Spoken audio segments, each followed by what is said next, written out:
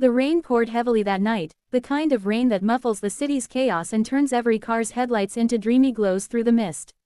It was past midnight when Amir, a 45-year-old taxi driver, got a call on his cab radio. The dispatcher's voice crackled through the static. "Pick up on Hillside Avenue. Single passenger. Female. Looks like an emergency." Amir sighed, wiped the fog off his windshield, and turned toward the address. He'd been driving for over 10 hours and was ready to call it a night. But something about the tone in the dispatcher's voice made him go.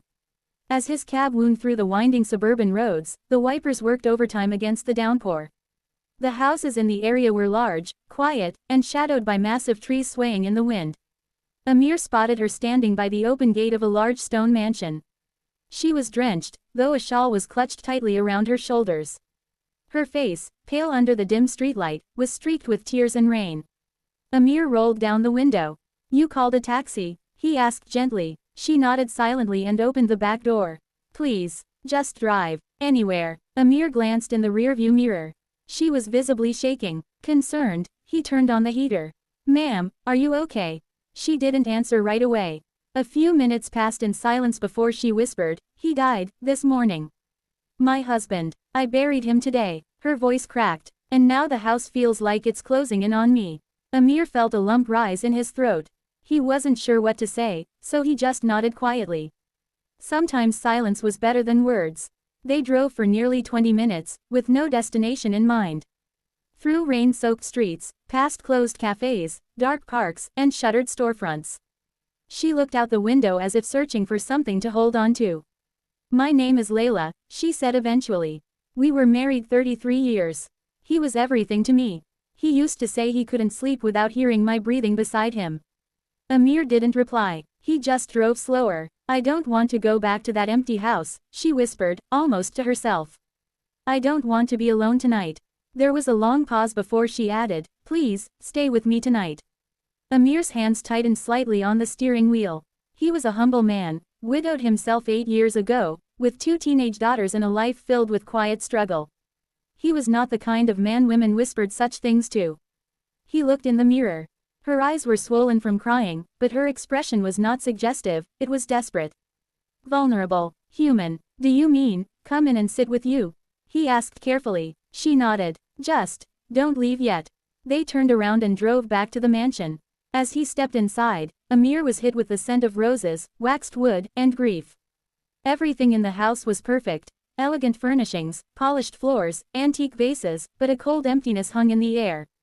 She led him to a sunroom, now moonlit and rain-pattered, where her husband's favorite chair still sat facing the garden.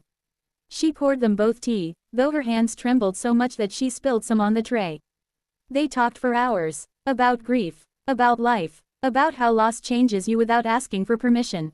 Amir told her about his wife, how she passed suddenly after a brief illness, and how he had to keep driving even on the day of her funeral, just to cover the bills. Layla listened intently. Her eyes welled up again, but not just from sorrow this time, also from understanding. "No one tells you how loud silence is after someone dies," she said. "The kind of silence that doesn't go away." Amir nodded. "You start talking to walls. Or the clock. Or the wind." At some point, the rain stopped. The garden outside shimmered under moonlight.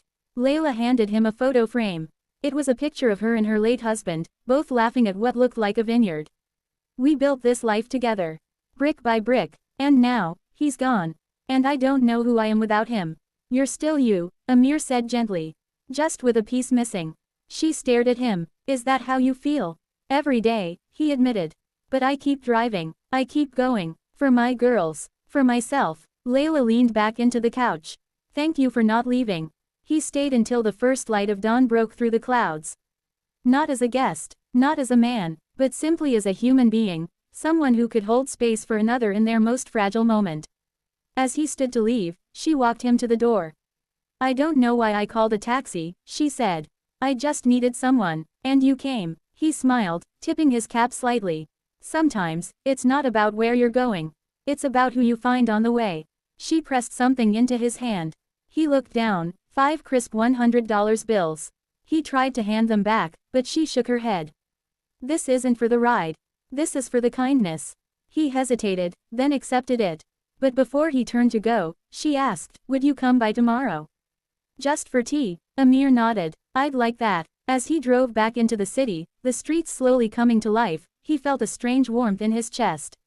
He had started the night just trying to make ends meet, but he ended it by helping someone remember what it felt like to be seen. Life often brings people together in unexpected ways. One midnight ride, one shared loss, one human connection, and sometimes, that's all it takes to help someone start healing. Days turned into weeks, and Amir found himself visiting Lila's home more often, not out of pity but out of genuine companionship. They'd sit in the garden, talk about books, play old music, and share stories of their past lives. For the first time since their losses, both began to feel something return, a flicker of light in the dark. A kind of gentle joy that comes from being truly understood. It wasn't romance. It wasn't a fairy tale. It was real, simple, honest. Two strangers who, for a moment, filled the silence in each other's lives. And that night, what began as a rainy, lonely ride became a memory neither of them would ever forget.